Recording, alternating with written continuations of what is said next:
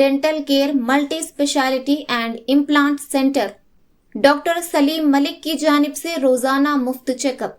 Timings सुबह 10 बजे तक रात 9 बजे तक और इतवार के दिन भी खुला रहेगा। बामुकाम क्लॉक टावर बिसाइड रहमत मस्जिद HR complex first floor SBI main branch road महबूब नगर। Phone number 8522943048। अस्सलाम वालेकुम नाज़रीन, NH TV में आप सभी का इस्तकबाल है। महबूब नगर के MLA NM श्रीनिवास रेड्डी ने क्रिश्चियनपल्ली में MPS कॉलेज के अहाते में वाक़ social welfare boys hostel SC के दौरे के दौरान तलबा को तालीम और ज़ाती मकासद पर तवज्जो मरकूज़ करने की तरग़ीब दी। MLA ने तलबा के साथ नाश्ता किया और हॉस्टल के हालात और सहूलियात का जायज़ा लेने के लिए हॉस्टल और किचन का मुआयना किया। उन्होंने तलबा को यकीन दिलाया कि इनके लिए तमाम बुनियादी सहूलियात मुहैया की जाएंगी और हॉस्टल वार्डन को मुसाबिक़ती इम्तहानात के लिए ज़रूरी किताबों की फहरिस्त तैयार करने की हिदायत दी। MLA NM श्रीनिवास रेड्डी ने कहा कि तेलंगाना तहरीक रियासत के नौजवानों के रोशन मुस्तकबिल को महफूज बनाने के लिए थी। उन्होंने कहा कि मौजूदा हुकूमत तालीमी निज़ाम को बेहतर बनाने के लिए मुसलसिल कोशां हैं और इस बात पर जोर दिया कि सरकारी इदारों से तालीम हासिल करके भी सरकारी मुलाजिमतों में कामयाबी हासिल की जा सकती है। उन्होंने तलबा पर जोर दिया कि वो अपने वक्त का मौसर इस्तेमाल करें और लापरवाही से बचें, क्योंकि मौजूदा वक्त की अहमियत को समझना कामयाबी के लिए कलीदी है। MLA ने रज़ाकाराना खिदमत के तहत हॉस्टल के अहाते में सफाई मुहिम चलाई और पौधे लगाए। म्यूनसिपल चेयरमैन आनंद गौड़ ने हॉस्टल के मसाइल के हल की यकीन दहानी कराई। इस मौके पर municipal vice chairman Shabbir Ahmed, library chairman Mallu Narasimha Reddy, municipal councillors, DCC general secretary Siraj Khadri, town working सदर ख्वाजा अजमत अली, मोहम्मद मोइज और दीगर मोअज़्ज़ज़ शख्सियात भी मौजूद थी।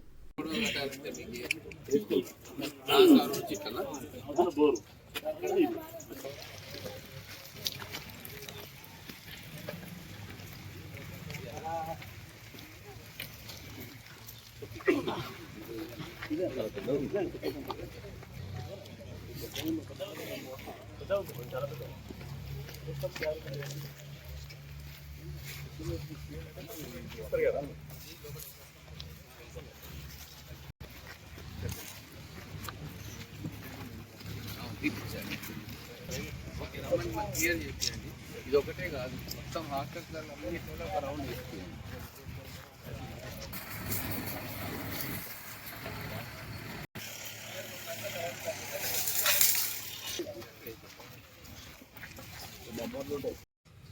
మీరు ఎంతమంది ఉన్నారు, ఎన్ని టాయిలెట్స్ ఉన్నాయి, ఎన్ని టాయిలెట్స్ కావాలి? మొత్తం 3 ఉన్నాయి. బాబు సెకండ్ ఇయర్ టోటల్ 5 మేము రేంజ్ డైలీ ఫుడ్ వేసుకుని రెడీ వాటర్ ఇబ్బంది అవుతుంది. వాటర్ కనెక్షన్ ఉంది, ట్యాంక్ అన్ని యూజ్ చేసి ఎట్ టైం యూజ్ చేయడం వల్ల 2 బోర్లు రన్నింగ్ లో ఉన్నా కూడా సార్ మిషన్ బయట కనెక్షన్ కూడా ఉంది కాబట్టి అది ప్లస్ వంట కొరకు కాదు సార్. ఈ చేసి 2 బోర్లు సార్, 2 రన్నింగ్ లో ఉంటే కూడా అందరు సార్ ప్రైవేట్ రన్నింగ్ లో ఉన్నప్పుడే అంతమంది వాడుతున్నారు సార్. అంటే బోర్ తోటి ట్యాంకులు ఉంటాయి, ట్యాంకులు పైన ఓవర్ ట్యాంకులు ఉన్నాయి సార్. ఎంత కెపాసిటీ? 8,000 ఉన్నాయి సార్. సరిపోతలేదు సార్. ఇంకొక బోర్ వేసినారు సార్ కలెక్టర్ గారు దాని నుంచి అంటే స్టోరేజ్ కనెక్షన్ లేదు సార్. బోర్ వేసినారు, వాటర్ వచ్చినాయి సార్, మోటార్ కూడా వేసినారు కానీ కనెక్షన్ లేదు సార్. పైకి కనెక్షన్ ఇప్పాలా? అవును సార్. రాసుకోండి ప్రతి తర్వాత మరి కెపాసిటీ, స్టోరేజ్ కెపాసిటీ ఇంకో 4,000 పైగా ట్యాంకులు పెంచాలి సార్. ఇంటెక్స్ ట్యాంక్స్ దాని ఎస్టిమేషన్ ఏంటి అంటే ట్యాంక్స్ కనెక్షన్, ట్యాంక్స్ తర్వాత ఎన్ని టాయిలెట్స్ కావాలి ఇక్కడ? 20 కావాలి సార్. 40 ఆల్రెడీ శాంక్షన్ ఉండే సార్. అప్పుడు విజయ్ కుమార్ సార్ చేసినందుకు కానీ సార్. ఎవరు అప్లికేషన్ చేసి డబ్బులు ఏవి? డిపార్ట్మెంట్ ఇంజనీరింగ్ సెక్షన్ ఉంటుంది కదా సార్, వాళ్ళకు పబ్లిక్ హెల్త్ ఒకసారి చూస్తాను. ఒకసారి ఏం కాదు, నేను చెప్తానే కానీ ఇప్పుడు కట్టి టెంపరీగా కడతాం కదా.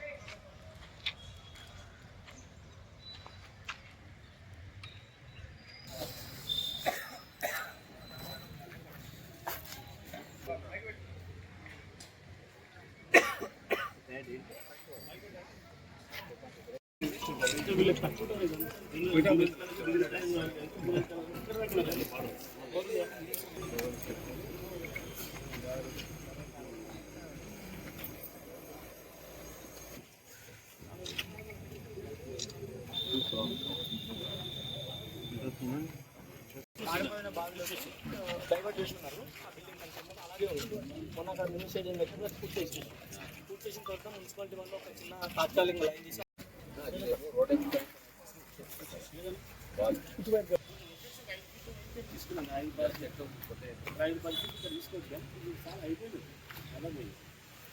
కనెక్షన్ ఎప్పుడు ఇస్తే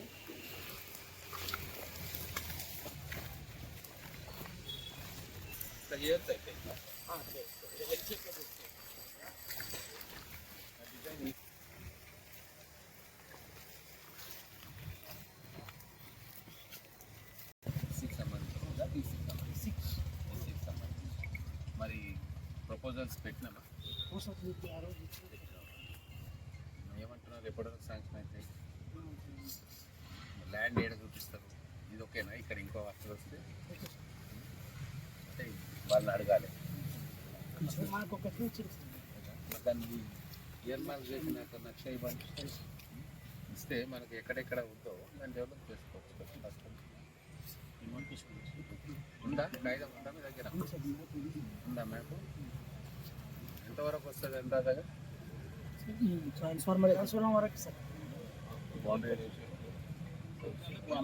మ్యాప్ ఉంటుంది కదా, మ్యాప్తో బట్ మ్యాప్ బట్టి కాళేశ్వరం 2 ప్రైవేట్ బిల్డింగ్లు నడుస్తుంది. రాష్ట్రపతిలో ఒకటి మలయాళ ఆకాశం క్లీన్ ప్లేస్ కమిటీ వాళ్ళతో గట్టిగా చూసి అందరి దగ్గర ఒకవేళ ప్రెమిసెస్ క్లీన్ చేసుకోకపోతే నెక్స్ట్ ఇయర్ అడ్మిషన్ క్యాన్సిల్ చేస్తాం. డిసిప్లిన్ కుదిరంగా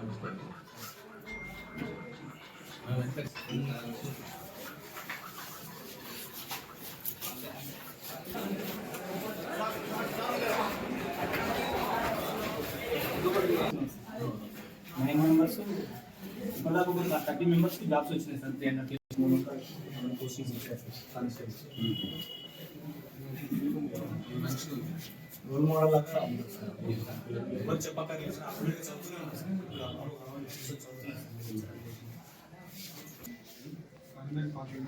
పాలిటెక్నిక్ కాలేజ్ అది పోస్తావా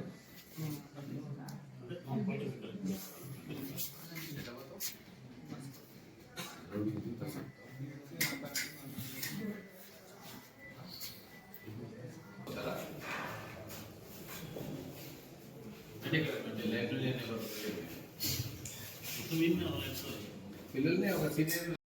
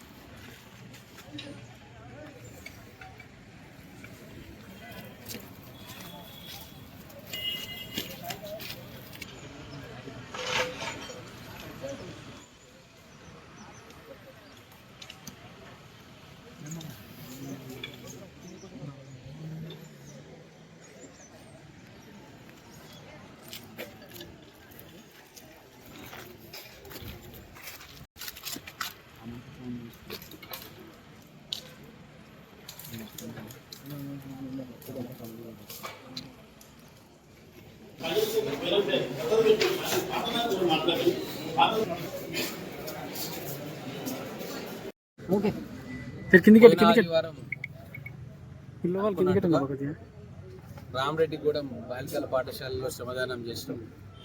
అక్కడ దాదాపుగా ఆ వర్క్ కంప్లీట్ అయింది. అలాగే ఈరోజు ఈ ఆదివారం సోషల్ వెల్ఫేర్ సంబంధించిన ఎస్సీ కాలేజ్ హాస్టల్ను విజిట్ చేయడం, ఇక్కడ శ్రమదానం చేసి కాలేజ్ హాస్టల్ పరిస్థితి మొత్తం కూడా విద్యార్థుల నుంచి హాస్టల్ వార్డెన్ నుంచి తీసుకోవడం జరిగింది. దాదాపుగా 480 మంది పిల్లలు ఇక్కడ చదువుకుంటా ఉన్నారు. ఇంటర్మీడియట్, పీఈడి, ఎంబీఏ ఇటువంటి కోర్సులలో కూడా చదువుకుంటా ఉన్నారు.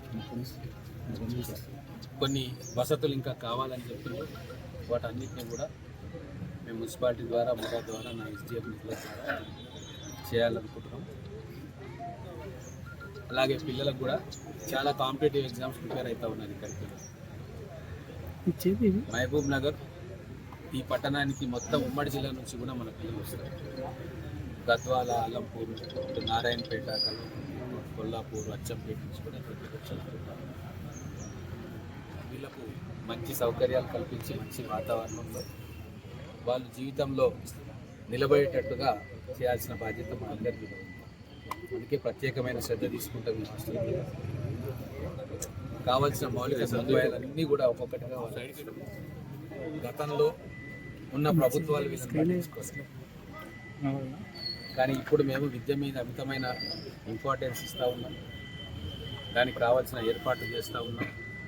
ఎమ్మెల్యేలుగా నేను కూడా ప్రతి హాస్టల్ ప్రతి స్కూల్ను విజిట్ చేస్తూ ఉన్నా. ఎక్కడెక్కడ ఏం కార్యక్రమాలు అసంపూర్తిగా మిగిలిపోయినాయో వాటిని వివిధ డిపార్ట్మెంట్ల కోఆర్డినేషన్తో చేసే ప్రయత్నం చేస్తాం. ప్రతి ఆదివారం కూడా ఏదో ఒక college hostel school building visit చేస్తాం. అక్కడ పిల్లలతోటి ఇంటరాక్ట్ అవుతాం. అక్కడ కావాల్సిన వసతులు ఎంక్వైరీ చేస్తాం. అవి పూర్తి చేసే కార్యక్రమం చేస్తాం. ముఖ్యంగా ఈ హాస్టల్ చాలా ఇంపార్టెంట్ కాబట్టి మన చైర్మన్ గారికి కూడా బాధ్యత అప్పచెప్పినాం. వారి హాస్టల్ పర్యవేక్షణ కావచ్చు, మధ్య మధ్యలో వచ్చి చూడడం, వాళ్ళకి ఏమైనా ఇబ్బందులు ఉంటే మా దృష్టికి తీసుకురావడం, మున్సిపాలిటీ నుంచి ఏమన్నా సహాయ సహకారాలు కావాలంటే కూడా చేయడం, ఇవన్నీ కూడా వాళ్ళు కోఆర్డినేట్ చేస్తారు. అట్టనే ఇక్కడ పట్టణంలో ఉన్న హాస్టల్స్ అన్నిటికి కూడా మా సీనియర్ నాయకులు, అధికార హోదాలో ఉన్న వాళ్ళని కూడా ఒకరిని వెంటనే ఇన్ఛార్జ్, మా లక్ష్మణ్ యాదవ్ గారు ఇంకో హాస్టల్ ఇన్ఛార్జ్గా ఉంటారు. అంటే ఇన్ఛార్జ్ అంటే అక్కడ పరిస్థితులన్నీ ఆకలింపు చేసుకొని ఎట్లా చేయాలనేది నాకు రిపోర్ట్ ఇవ్వడం, కలెక్టర్ గారికి ఇవ్వడం, అవన్నీ చేస్తాం. ఖచ్చితంగా ఈ రాబోయే 4 సంవత్సరాలు విద్యకు ఉపాధికి తెలంగాణలో స్వర్ణయుగంగా రేపు గౌరవ ముఖ్యమంత్రి గారు ఈరోజు సామాన్యుల పక్షాన నిలబడ్డారు. మా ప్రభుత్వం కూడా పేద బహుజన వర్గాల కోసం, వాళ్ళ బిడ్డల చదువు కోసం కమిట్మెంట్ తోటి ఉంది. ఖచ్చితంగా 10 సంవత్సరాల్లో జరిగిన లోటుపాట్లను గుర్తించి అవి భవిష్యత్తులో జరగకుండా మా ప్రభుత్వం ప్రయత్నం చేస్తుంది. మేము కూడా ఇక్కడ ఎమ్మెల్యేగా ఉన్నా ఈ విద్యా వ్యవస్థను ఇంప్రూవ్ చేయాలి. ఇక్కడ అన్ని రకాల సదుపాయాలు మన పిల్లలకి ఇవ్వాలి. మంచి ఇన్స్టిట్యూషన్స్కి ఇక్కడికి తీసుకురావాలి. ట్రైనింగ్ సెంటర్స్ పెట్టియాలి. నైపుణ్య శిక్షణ ఇవ్వాలి. భవిష్యత్తులో మహబూబ్ నగర్లో ఒక ఎడ్యుకేషన్ హబ్గా తయారు చేయాలి, నాలెడ్జ్ హబ్గా తయారు చేయాలనే లక్ష్యంతో మేము పనిచేస్తూ ఉన్నాం. నాకు చాలామంది సహకరిస్తూ ఉన్నారు. పార్టీ నాయకులు కావచ్చు, కార్యకర్తలు కావచ్చు, అలాగే నగరంలోని ప్రముఖులు కావచ్చు. అందరం కలిసి ఒక ఉద్యమంలాగా ఈ 4 సంవత్సరాలు కష్టపడి పనిచేస్తే మంచి రిజల్ట్స్ మనకు వస్తాయి. కాబట్టి మీ ద్వారా నేను అందరికీ కూడా తెలియజేస్తూ ఉన్నా, మన విద్య కోసం, వైద్యం కోసం అందరం తలా ఒక చేద్దాం. మన పిల్లల భవిష్యత్తును బాగు చేసుకోవాలి. हमारे चैनल को लाइक कीजिए, शेयर कीजिए और सब्सक्राइब करना ना भूलें।